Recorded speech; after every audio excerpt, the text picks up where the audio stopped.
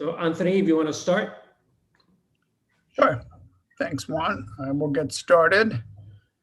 Looks like we have critical mass in the room. So good evening, everyone. I'm Anthony Crowell, Dean and President here at New York Law School, and welcome to our Mayoral Forum on a new vision for parks and open space, held in partnership with New Yorkers for Parks and Play Fair. I want to thank all the candidates here tonight, many of whom I know well and have worked with during my own time in government and now as Dean. Our law school has an ongoing partnership with New Yorkers for Parks through dialogues featuring a wide range of advocates, policymakers, and experts to discuss all the different aspects of open space in New York City and how it plays such a pivotal role in a livable and equitable city. And one of our main goals in this partnership has been to highlight how central lawyers and policymakers are to the development of parks and to excite our students about all the different ways they can use their degrees to make their city better.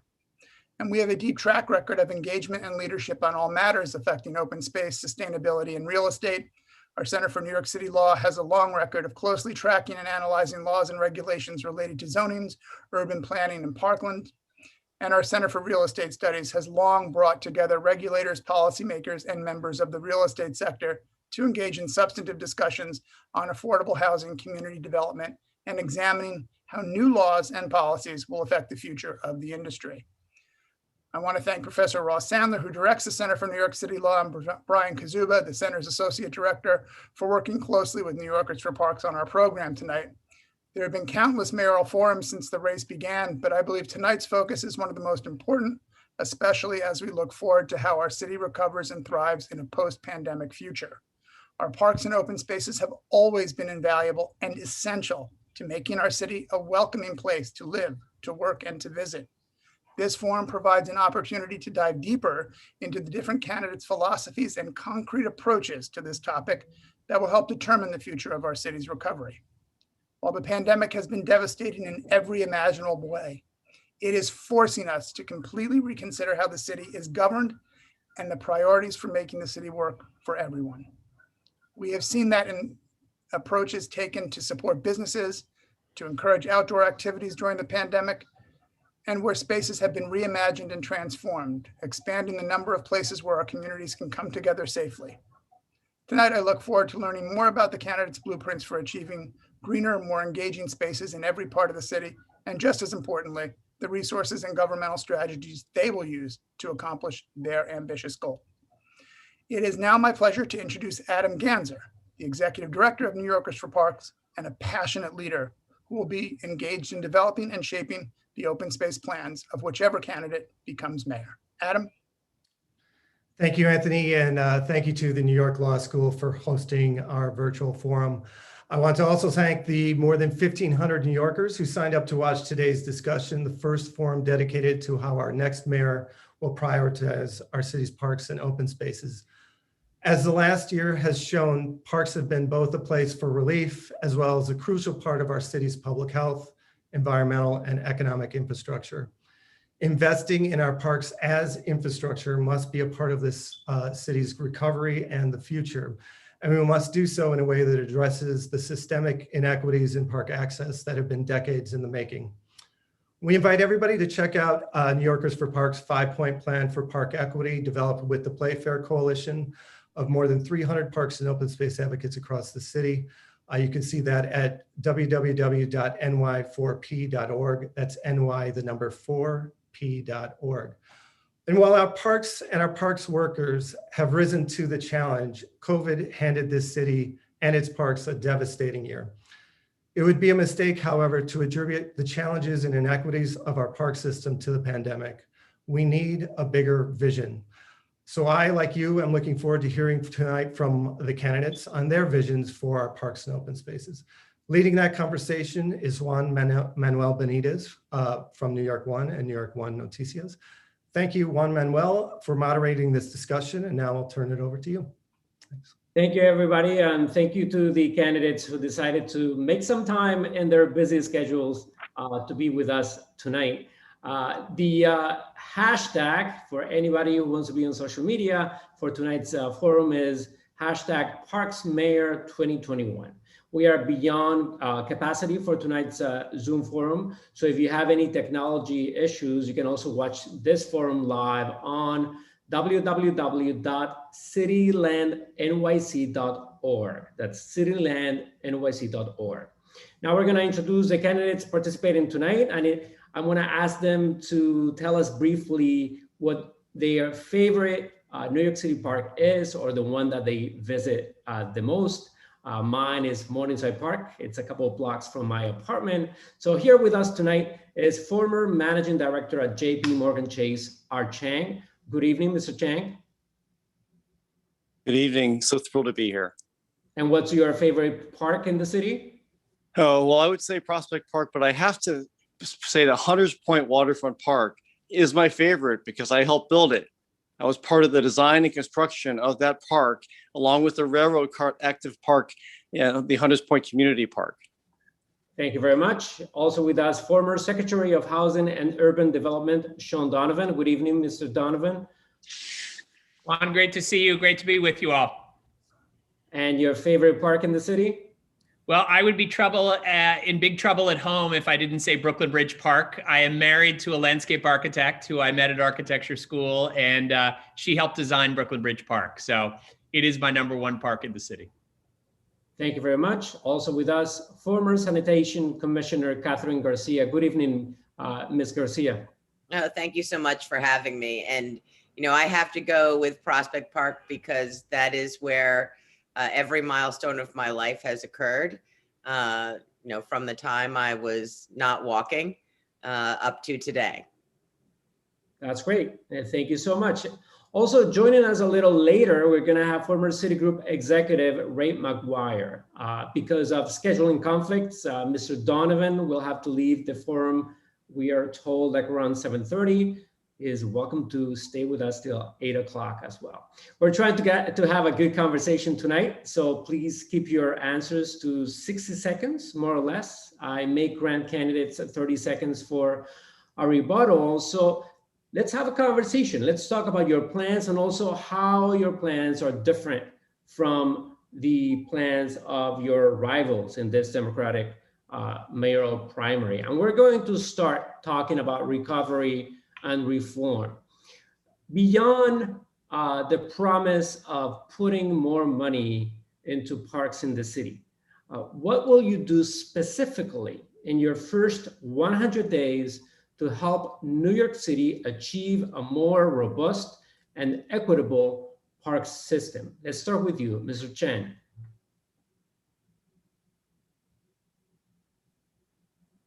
And I think you're muted, Mr. Chang. Sorry about that. Thank you.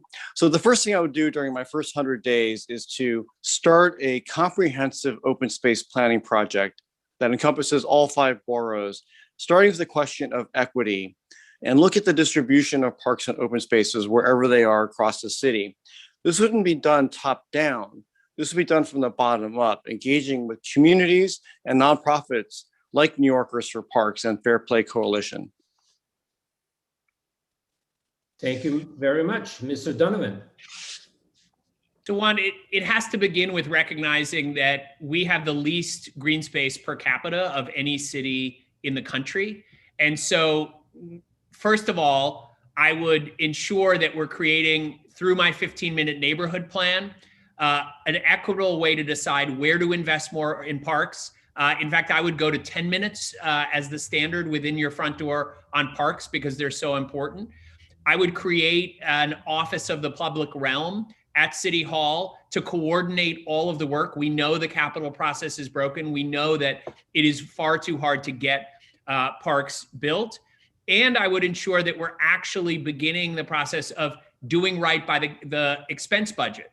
We asked the Parks Department to oversee 14% of the land in our city, and they only get half of 1% of our expense budget. I would go to at least 1% and make sure that we're getting money from Washington, D.C. for the capital that we need and for expense money as well through the partnerships I have in Washington with the Biden administration. We will be talking about many of the issues that you just mentioned a little later. We're going to go now with Ms. Garcia. We have to expand the amount of green space in the city. It has been absolutely critical, particularly during COVID. It was essential before, it is more essential now. And I have committed to 150 million square feet of green infrastructure, 100 schoolyards, all school roofs, NYCHA solar and farms, and renewable Rikers. We know that we need to ensure that that construction is moving along expeditiously. I understand capital budgeting. I've done $8 billion worth of capital budget work in my time in city government. But we also need to do things fast. So as we are waiting for those things to move forward, it is ensuring that we have open streets, that we are using those to create active areas across the city, particularly where we know that people are more than 10 minutes away from a public park.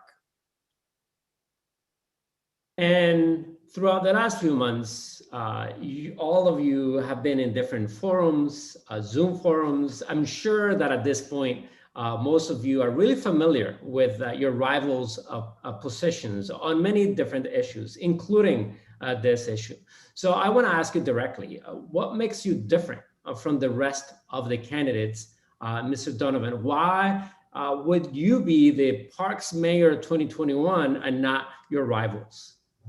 And not just because I'm married to a landscape architect, Juan. You don't think that's enough? Look, I mean, she's not the one being elected. Just being serious for, look, I think the thing that separates me is that I'm trained as an architect and planner, and that through every phase of my career where I've worked at a scale in government across cities in a way that no one else in this race has, again and again, I've been a leader in innovative ways to create green space, whether it was Via Verde when I was housing commissioner, and the work that I did on community gardens around this city, whether it was the work I did to create the Partnership for Sustainable Communities as HUD secretary, and the path-breaking work with Rebuild by Design to make our waterfronts more, not just more accessible and to create parks, but to do it in a way that really accounted for climate change. Again and again, I've showed that this isn't just rhetoric to me, this is reality. And I've been able to get big, innovative, comprehensive things done in public space and parks. Ms. Garcia, why you and not your rivals when it comes to parks? So there actually are many things that we agree on when it comes to the agenda for parks. I too believe that we need to ensure that 1% of the city's budget is designated for ensuring that we have city park workers, that we have urban park rangers and park enforcement patrol officers, and we are supporting Green Thumb gardens. I understand that you can't just build it, you also have to manage it, and you also have to support its ongoing operation. Otherwise, it just falls by the wayside. And I have been in city government for the last 14 years doing just this type of work, making it happen day in and day out. So I don't just make a plan, I execute on a plan, whether or not it's ensuring you had clean drinking water or making sure that we plowed the snow. I understand what it takes to get it done on the streets of New York. Thank you very much, Mr. Chang. So like Shaun, I have an architectural background. My last job was in architecture was at IMPA's office. So I know about the role of architecture and design in our city. But of the candidates, I'm the only one who's actually done it. I'm the only one who's actually built waterfront parks, who's built community parks, and who's actually thought about coastal resiliency to adapt to climate change and the relationship that has with softening the waterfront and allowing for waterfront parks to exist, which I think should be expanded greatly throughout the city. I'm also the only one who's thinking very far ahead. I mean, by 2100, we are going to have a sea rise of about 10 feet in this city, which is going to inundate the land that hundreds of thousands of homes sit on, and that all of our wastewater treatment plants, our power plants, our airports. And so now is not too early to be thinking about how we handle those types of problems. Thank you very much. Former Citigroup executive Ray McGuire has joined us tonight in this forum. Thank you for being with us, Mr. McGuire. Thank you for having me. How are you doing tonight? Very good. And we'll start basically just the question that I just asked your rivals. Why you when it comes to park? What's different? What are you bringing to this position of mayor when it comes to parks? What are you bringing different, something that is different from your rivals? And also if you can tell us what's your favorite park in New York City or the one that you visit with most, you visit the most? So parks have defined my experience in New York City. From the first park to which I visited, I guess, was the park at West 4th Street in the Village playing basketball, to the park which I visit every day, at least one of them every day. It's Central Park, where our family goes to the Ramble, or it is Riverside Park, where our children go and play, especially my 8-year-old. It could be the west side, the park on Riverside Park, or the Hudson River Parkway, where I have taken on a leadership role in putting in a great sculpture called Days In by the great David Hammond. So I have a history of having invested in parks and parks shaping my experience in New York City.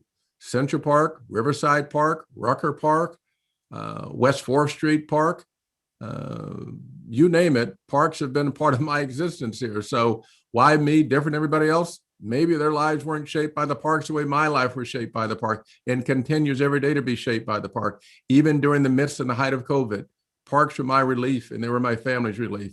Parks are essential to this city, and they're essential to how we have existed in this city, and our lives have been shaped by our experiences in the park. Maybe that's a little different. I wasn't an architect.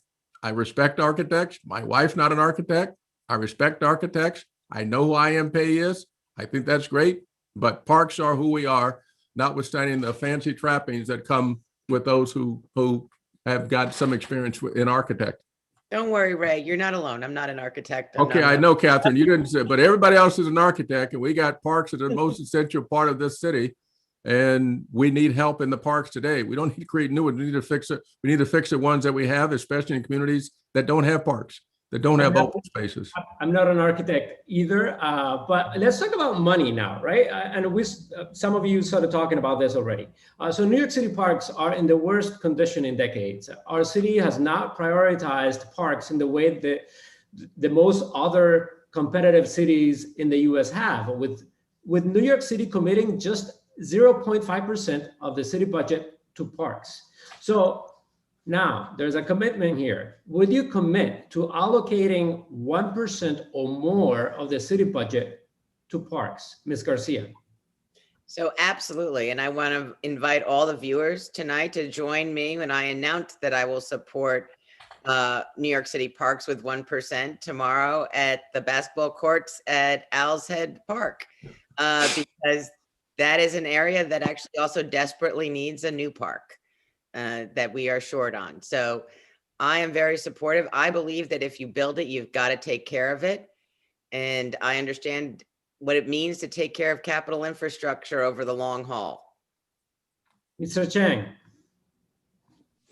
Absolutely. I'm not sure that 1% is enough, though, because as we know, the range in the world for park budget is 1% to 2%.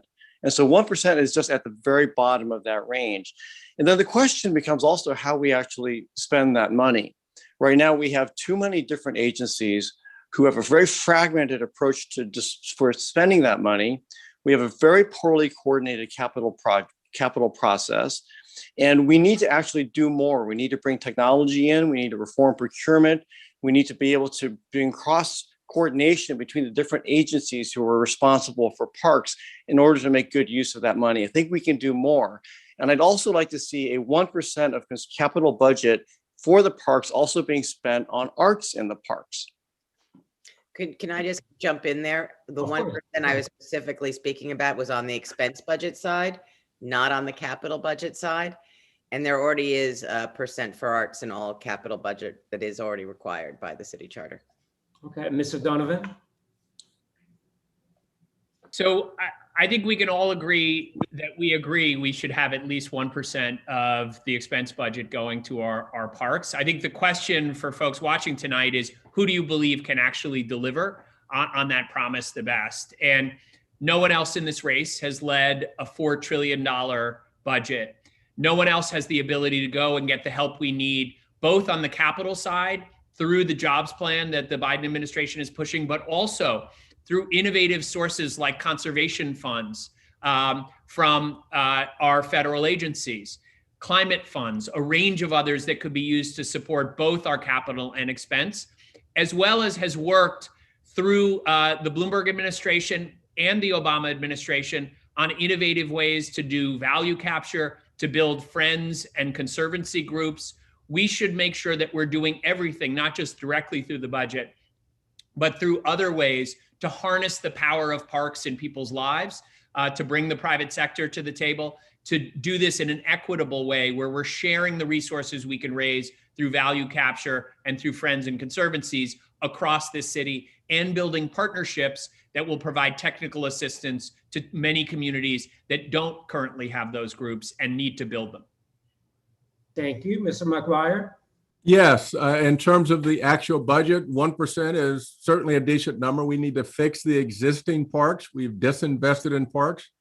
We need to invest in parks. And speaking about who has managed budgets, I've managed budgets larger than most state budgets. In the firm in which I transitioned, we manage $4 trillion a day. And so many of our people are able to touch that. And the budgets which I've managed are budgets for which I've had to be held accountable. And I've been held accountable for 13 years, which is the longest standing person in that job in the history of in the corporate world. And so in what you know in the budgets that I've managed, if I didn't manage the budgets for which you get held accountable, our people didn't get paid and I didn't get paid. So there is clear accountability in every budget. So that's number one. Number two, you need to know how to manage a budget. And I got a track record of having managed the budgets. And you need to know how to invest and respect parks. And I got a track record of having invested in and respecting parks and using parks every day.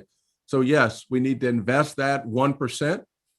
Will I make the commitment? Yes, but make sure that commitment comes with the ability to actually execute, on which I have actually done. So I look at the people who've been in positions before to do everything they're saying they're going to do about parks, and nothing's happened. We need to move forward. We need to actually get something done. We need to change what we've done historically so that the future looks better than the past. And right now, unless we get a leader in who can bring the city together and focus on this, our future is not going to look so good.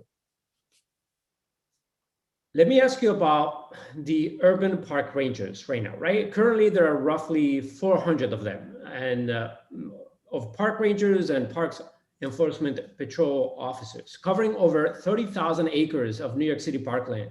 That's just one uniformed parks ambassador for every 75 acres, with safety being a primary concern right now and complaint about our parks. Would you support expansion of these positions, and to what number, Mr. Chang?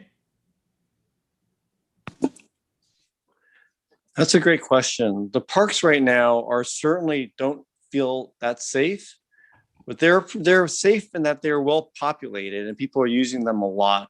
The park rangers do the best they can with what they have.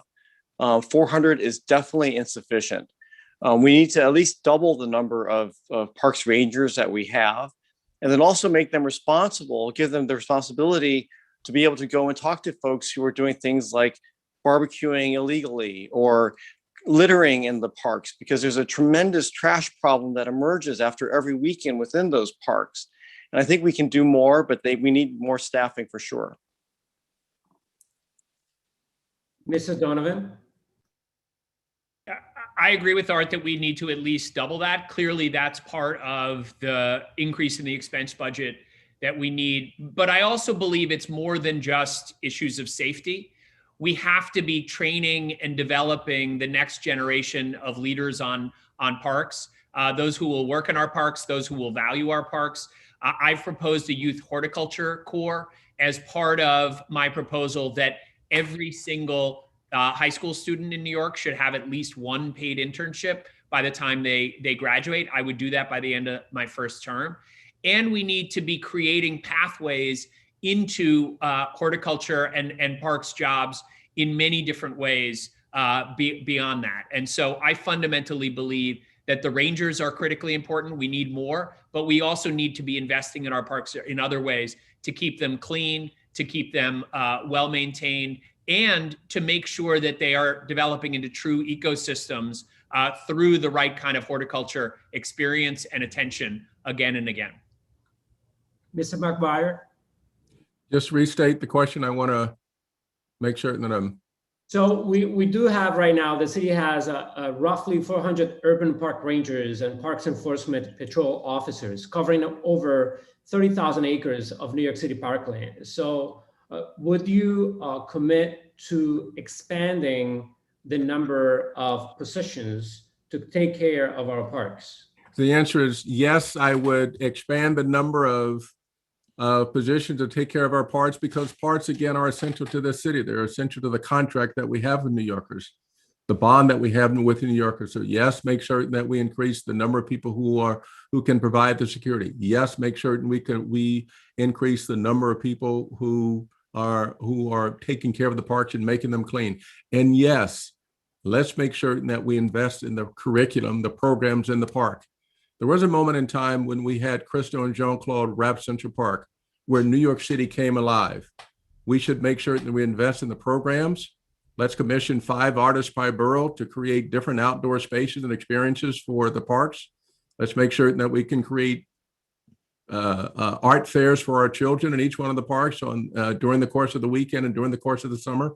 And one of the great things about the parks is that we hold summer camps in our parks, which is quite an important way for our kids to get outside and to convene, especially going to be desperately needed post this COVID environment. So yes, let's invest, especially in those people who keep them safe, but let's invest in those people who make these parks come alive. Ms. Garcia?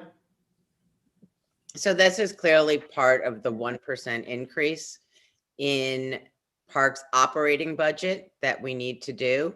I absolutely think that we need to at least double it. We do need to ensure that people feel safe in their parks, and that we are also ensuring that there aren't infractions. These are often people who are ambassadors to good behavior inside parks, and making sure people don't leave litter and don't barbecue where they're not supposed to be. But we also do need to ensure that we are investing in the capital infrastructure for parks and increasing, I think it's a little bit shy of $5 billion over the next 4 years in city parks. That needs to go up by a significant amount, but we also need to ensure that we are delivering our capital projects in a timely fashion. Parks projects are often late, which costs time, which costs money. And we know that there are better delivery models, particularly with the nonprofit sector, as we move forward, who can help us get more out of our parks as we expand the number of dollars that we are willing to commit. I understand how to get this done and look forward to doing it when I'm mayor. So Juan, can I just add on to what Kathryn was saying? I think Kathryn was saying something very important, which is enlisting the goodwill of the people of New York to really help. And I think one of the ways in which we don't do a good job of that is through our 311 system. The park rangers, even doubling them, is not going to be sufficient.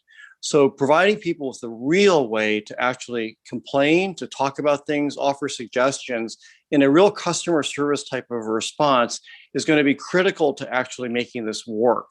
Because we can quadruple, we can tentuple the number of people who are going to be park rangers, but it's never going to be enough. We're going to have to empower the people who use the parks. Okay, fair enough. The next question is coming from one of the groups watching tonight. It's the New York City Community Garden Coalition.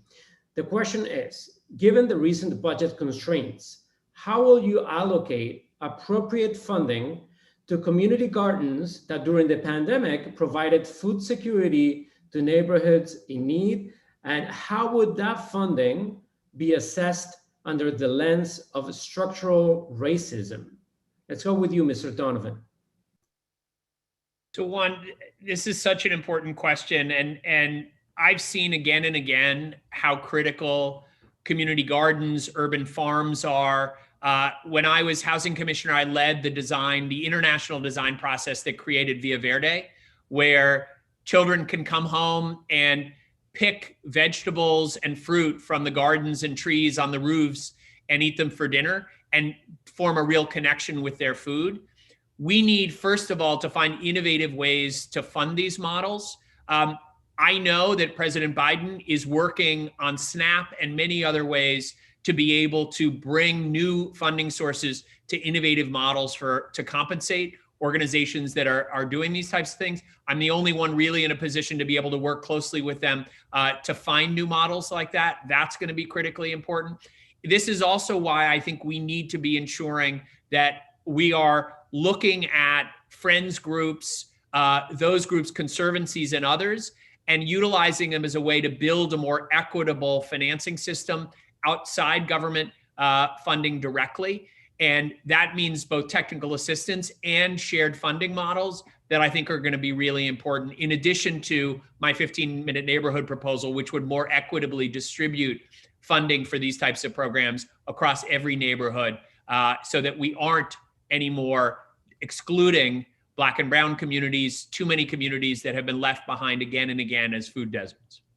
Thank you. Mr. McGuire. Yeah, what we know about the parks in this city is that they are inequitably distributed, and the size of these parks around the communities is different in higher income neighborhoods than they are in lower income neighborhoods. So when it comes to what we've experienced with the food gardens, we need to expand that. We need to invest in lower income neighborhoods in order to bridge this divide that you've referenced here when it comes to the racial inequities that exist here.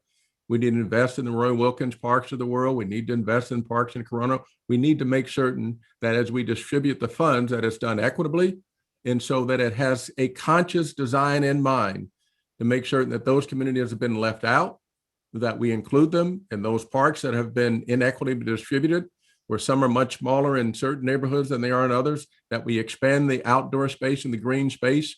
And then again, we have curriculums and invest in those curriculums, especially in the undeserved communities where those curriculums and those camps are not available. But specifically, Mr. McGuire, what's your plan for community gardens that are so important in certain communities around the city?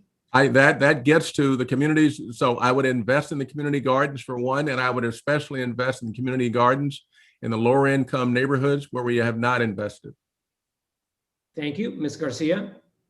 So I have a long relationship with the community gardens, and they have been my partners on many fronts, particularly as master composter sites. They are integral not only as areas for respite and areas for gardening as well as farming, but have also been places in which you've been able to lower the lead level of the soil by what you do in terms of rehabbing those spaces. And they are great educational spaces for children. We need to ensure that in every neighborhood, people have open space. And when I'm mayor, I will ensure that we are looking at that lens of where is the money going so that we can support and protect our community gardens. Thank you. Mr. Chang? Yeah, there are really three questions here. One has to do with neighborhood gardens. The second has to do with the budget, and the third has to do with real estate. So focus on the neighborhood gardens, first and foremost, are just so critical. When you look at the blood, sweat, and tears that people have put into those slivers of lands, in many cases, many pockets between buildings, and the years of investment and effort that have gone into those have to be preserved. But yet we need to be able to expand those things. Now, I'm very optimistic about the infrastructure bill, Biden's infrastructure bill. I'd love to see that come into fruition. But New York is going to have to figure out how to make do with what we have. And the next mayor is going to have to figure out how to manage the budget for that. I mean, the budget has grown by $18 billion in 2020 dollars. And within that, I believe that there is at least $10 billion of wasted overhead and administrative costs and duplicative services that can be cut down. And some of that money can be transitioned to support the neighborhood gardens. The other thing is we also know that the property tax revenue is likely to go down. So in fact, it's not just doing more with what we have, it's probably doing more with less money. And so this is going to be a major problem. And then getting back to real estate, and just to close it out for a second, the city has a unique position in this time when we have so many property tax delinquencies. If we look at property taxes on abandoned lots or abandoned buildings, especially in lower income neighborhoods, there is no reason why the city can't exert its first lien position in the property tax defaults to be able to start taking over some of those properties and converting them into neighborhood gardens and having a big expansion of them. Okay, let's go with another question from the audience. It's from the Regional Plan Association.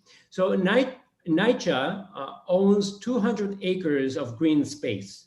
How could we take this land and create sustainable parks, gardens, and flood protections for that part of the inventory that is not suitable for additional housing issues? Ms. Garcia. Yes, one of the real tragedies is there's quite a bit of green space at NYCHA, but it's all fenced. You can't access it in many cases. It's not something that the residents can enjoy, and it creates a barrier to the rest of the community. I would integrate NYCHA into its community and use its green space. But I'll also tell you something else. There are opportunities to use that green space like they are doing at Red Hook, and they're creating lily pads, which is actually to protect the structures from flooding using landscaping. But beyond that, many of the folks at NYCHA are aging in place. And the structures that we have there are not conducive for our seniors to be able to gather in a park-like setting that can actually be constructed and has been constructed at some of the places where folks have undergone conversion to Section 8. So I would see the ability to integrate that because it's really an opportunity to expand access to green space. And they're very passionate about their trees. You should talk to Smith Houses about how they feel about their trees. They are very passionate about their trees. Thank you. Mr. McGuire? Yeah, I would, building on something that Kathryn says, I would make certain that we invest in these green spaces. I would create parks and make certain that the seniors are able to plant in those parks, planting trees and planting flowers. I've gone to a number of the NYCHA homes where they take so much pride in the gardens that they've created. We need to do more of that, and we need to get the NYCHA residents involved. We can name the gardens. We can certainly have the elders invest in the gardens. We can certainly have the children help mind the gardens. And so the ways that we can come up creatively in NYCHA homes, so give a sense of ownership and a sense of pride in these parks. And we all invest in it and give the necessary toolkit for our residents in NYCHA to be invested in it and give them the resources to invest and make certain that our elders are included in that and make certain that they're elderly accessible. This is a way for the elders to get outside and to have a home in which they can take pride, in a garden in which they can take pride. And all of us know who've been gardening with our parents and who've gardened ourselves that there's an enormous sense of pride when you plant something and over the years you get to see it flourish and you call it your own. And there's an enormous sense of pride that we get out of that. And we should make sure that that's available to every New Yorker, but especially those living in our NYCHA homes. Thank you. Mr. Chang? It is such a great question. You know, in NYCHA, it's all about the feeling of ownership of the tenants over their space. And the fact that there are fences indicates that there is a very poor relationship between the tenants and their feeling of ownership over the space. You know, as we know that less than 50% of NYCHA houses have active tenant associations. So who's going to represent the community? Who's going to actually figure out what they want and how to collaborate? Who is the government going to collaborate with without tenant associations? And just kind of round out the point on NYCHA, when you have $42 billion of deferred maintenance and people living in really substandard conditions that really aren't fit for human habitation in many cases, it's very hard to rise up and have a sense of pride and ownership over your public spaces if you're not given a sense of pride and ownership over your own space. So this has to change and this has to be fixed. And this is why I think we need to think about converting NYCHA into some form of social housing or other things to be able to provide new financing to once and for all fix the problem of NYCHA. Thank you. Mr. Donovan? Thanks, Juan. And I apologize. I'm going to have to leave after this question. I've already stayed 15 minutes in my next meeting because it's such an important topic to be discussing. And just to specifically focus on NYCHA, we have to acknowledge that public housing is more vulnerable to flooding, to climate hazards, to many environmental hazards, because we located public housing in the most marginal communities around our city to begin with. And so we need a special effort, not just on creating gardens, but really understanding how to protect public housing and public housing residents from the increasing threat of climate change. Here's what I would do. It's what I did after Sandy hit New York. I would organize a worldwide design competition with billions of dollars available to our public housing resident organizations, just like we did on the Lower East Side and many parts of the city in the Rockaways after Sandy, to put them side by side with some of the leading thinkers and designers from around the world, with New Yorkers for Parks and RPA, and come up with bold new solutions to reimagine what the landscapes in public housing can be that not only protect those residents from climate change, but allow them to garden, that ensure that we're creating jobs and economic development, that we're teaching our kids about the environment. All of that is possible if we have a truly creative approach to this and partner with many of the organizations who've sponsored the work that we're doing in this forum tonight. So thank you all for having me. Look forward to seeing you out and about in the parks all around New York City. Thank you. Thank you for participating tonight. Thank you. We're going to continue with another question, and some of you already touched on this. Beyond the lack of funding, the city's capital process is notorious for delays and high costs. How do you reform the capital process so we can more effectively address the growing backlog in deferred maintenance projects across the city? Mr. McGuire. Yeah, how do you manage a budget that is a $92 billion with lots of inefficiencies in it without a lot of discipline? I am uniquely positioned because this is what I've had to do for a living. And when I came to this city in the world of corporate finance, there was only one or two people who looked like me. So I've had to make sure that I competed to get to the highest levels, where I've had responsibility for managing over 50 budgets during the course of the depth of a financial crisis. And what you know in managing budgets is that you have to have discipline in managing the budgets. And often we were called in the depths of the financial crisis to do more with less. And at some point we were called to do everything with nothing. And so what you know then is that you have to have a discipline in the budget process. You have to eliminate the waste and you have to make it more efficient. And so I have a track record of having done that. And what you know in my world, where it comes to accountability, having managed over 50 budgets, is that if you don't get the budget managed, if you have overruns, if you can't meet the budget that you set out, then you don't get compensated and your people don't get compensated. It is not a popularity contest. It's a performance contest. You have to perform. And the way I look at this budget is making sure that we have somebody who actually knows how the budget works.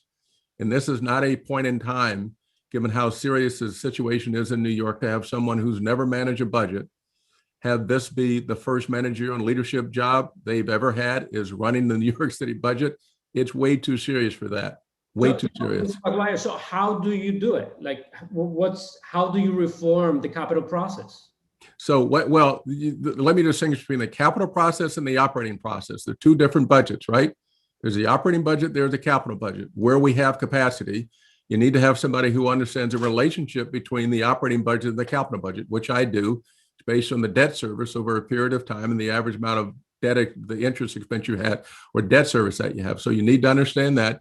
You need to understand the line by line items, and you need to make sure that the people on whom you rely and the team that you have has the expertise, has the judgment, has the experience to be able to execute on the plan that you have outstanding. So I would set limits in the budget. I'd set budget goals, which I've had to do every year, especially on the depths of the financial crisis, gather the team, have frequent meetings, and hold ourselves accountable, and get the leadership team in place that understands accountability and is prepared to be held accountable, empower them to go and manage their aspect of the budget, which all eventually gets to me. But there's a process that you put in place that is a weekly process by which you manage where you are. And when you see inefficiencies, you eliminate those inefficiencies. And where you see opportunities, you invest. And that's that which I've had to do. And I've done it for longer than anybody else. And I've been held accountable for doing just that. Thank you. Ms. Garcia. Yes, New York City has about $118 billion 10-year capital budget. The thing that if you actually dig into our bond documents is it is presumed that we will only ever register about 60% of those contracts because we are that bureaucratic. And because we are that bureaucratic, it costs us more money. There are too many oversights on the capital process, whether or not that is the Office of Management and Budget, which puts money in your budget and does not allow you to spend it. We could go into depth about the CP process. Mayor's Office of Contracts, the Department of Investigation, the law department, all of these oversights touch it before the controller even touches it. And let's just not even get me started on the fact that on the 29th day, he sends back 18,000 questions for whatever capital project it is. And so your normal time on a good day is you can get through that process in 9 months. That's ridiculous. I understand how to hold these agencies accountable and cut down on where they are spending time and money. We also need to have more innovative delivery processes. During COVID, actually, DDC was able to deliver projects much more quickly because they were skirting all the rules. The School Construction Authority is able to do the same thing legally and not sacrifice quality, not sacrifice oversight, but is able to deliver much faster. We need to use that delivery model and be allowed to. We need to think about design build. We need to partner with different nonprofits for delivery. There is a lot we can do. I understand deeply the capital budgeting process in the city of New York. I understand blanket CPs. I understand how that all works and how you get the most out of it. As I said, I've done $8 billion worth of capital in the city of New York. I know where the problems are. Thank you. Mr. Chang. Well, it's very interesting. I came from JP Morgan most recently. So I know banking like Ray does. Ray knows it far better than I do because he spent his lifetime doing it. It's one thing to do budgets when the data is being fed to you in near real time, where you can call on weekly budgets on demand. Kathryn is also a super experienced person dealing with the inefficiencies of the city's capital system.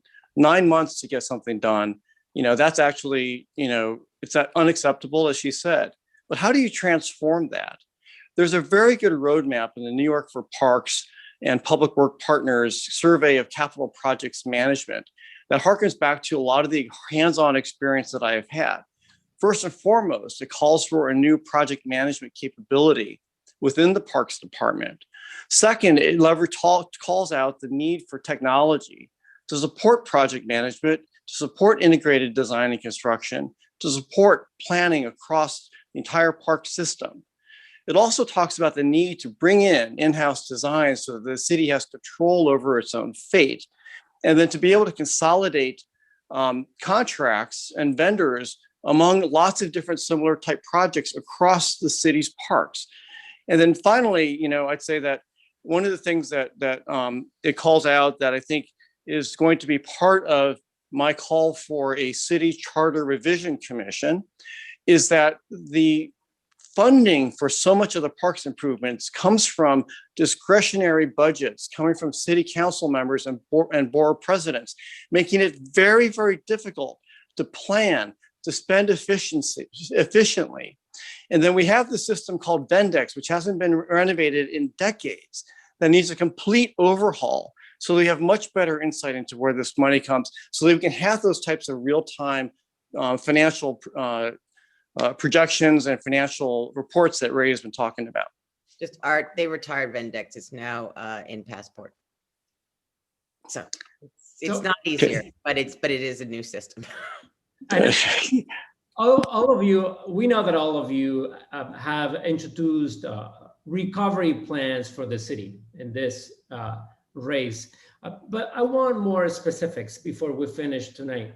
So specifically, in those recovery plans that you presented for the city, where do parks fit into that recovery plan for the city that you have in mind if you are elected mayor? Ms. Garcia. Recovery has to happen. We need to get this economy back up. We need to make sure that we are supporting our small businesses. We need to make sure that we are keeping people safe on the subway. But parks are critical to how we can think about activating our open space with art and culture and restaurants. We have parks that are literally the size of the city of Boston. They need to be active. but we can't actually come back if we don't do the basics right. If you don't feel safe in your park, if it's not clean, you are not going to be wanting to enjoy that park. We found that out during COVID. Parks are at the core of my climate agenda in terms of ensuring that we are protecting New York from what is possibly going to happen around the corner. In the last year, California caught fire and Texas froze. We need to be prepared and really invested in all of our green spaces. So parks and green space are at the core of my agenda in how we recover. You know why? Because it's smart economically. One of the best metrics I've heard recently is when they did open spaces in the meatpacking district, the revenue at all those businesses went up 30%. These two things go hand in hand. A more livable city is a more prosperous city.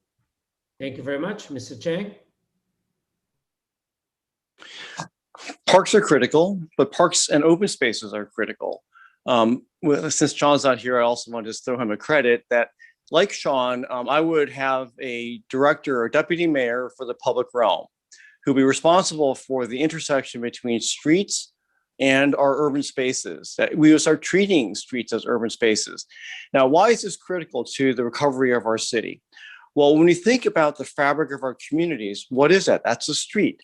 It's where retail exists. It's where restaurants exist. People live above those. And so preserving the fabric of our communities, keeping people in their homes, small businesses in their stores, restaurants in their stores, is critical to actually bringing the city back. And thinking about this over a longer term perspective, it means that we need to think differently about our open spaces, because it is so clear that for future resiliency of our city, we need to think about those spaces as something that can adapt and flex as unanticipated things come up. And then the streets are also important because we need to think about how we deal with Local Law 97 to reduce carbon emissions in the city, which means that we have to start to think about fewer cars on the street. And that means, again, rethinking the design of the streets and what we do. And then finally, I say that the arts are a huge part of what we do in our city. And we need to think about bringing the arts in a much more robust way back into the parks and into all of our urban spaces, because that's going to be a critical part to making New York City the city that we all came and we all love. Thank you very much, Mr. McGuire. Yeah, let me be very clear. You asked for specifics, so let me give you specifics. In what I call the greatest, most inclusive economic comeback in the history of this city, 500,000 jobs. Go big, go small, go forward. Let me focus on go big and in specific what you've asked about where the parks fit in. I intend to hold a comeback festival in June of 2022, where we include all of the artists. We include the outdoor spaces. I want to commission or give grants to 1,000 artists and commission those artists to go to outdoor venues, commercial and parks, so that we can invest in the parks, invest in the artist community, arts education, arts culture, and culture writ large, making certain that we invest as part of my overall comeback plan, which is going big and create jobs and incentivize the artists, 1,000 artists with grants. Remember when we wrapped the park, as I said before, Jean-Claude and Christo wrapped Central Park, such a vibrant part of who we are and what we are. So arts are essential to my comeback plan. Go big, go small, focus on small businesses, and go forward, making certain that we've included technology and MWBEs in a way that they haven't been included, making certain that we invest in the small businesses, 50,000 small businesses, making certain that we take care of those small businesses by subsidizing their wages, 50% of their wages for 1 year, incentivize or negotiating their retention of New York City sales tax receipts so they can invest in going big as infrastructure, which we've talked about, especially making certain we invest in the parks. That is part of my plan. They can go to readyformayor.com to get details on these plans, but parks are included, not for this forum, but parks are included for the livelihood of this city. So not just for this forum in my response to you specifically, but embedded in how I think about this city and the greatest, most inclusive comeback. No economic justice, no social justice. We need the economy. We need the jobs. My plan is focused on just that. Thank you very much. And unfortunately, that's all the time we had tonight. I want to thank the candidates for taking the time out of their really busy schedules. I also want to thank our sponsors tonight, New Yorkers for Parks, the Play Fair Coalition, and it's more than 300 members, New York Law School, and also I want to thank all of you who watched this forum tonight. You can learn more about New Yorkers for Parks at ny4p.org. That's ny4p.org. That's all for tonight. Thank you so much. Good night. Thank you, Juan. Thanks for having us. Thank you. Thank you, Juan. That was a lot of fun. Thank you. And nice to see you, Ray and Kathryn. Nice to see you. See you soon, Art. See you soon. Bye-bye.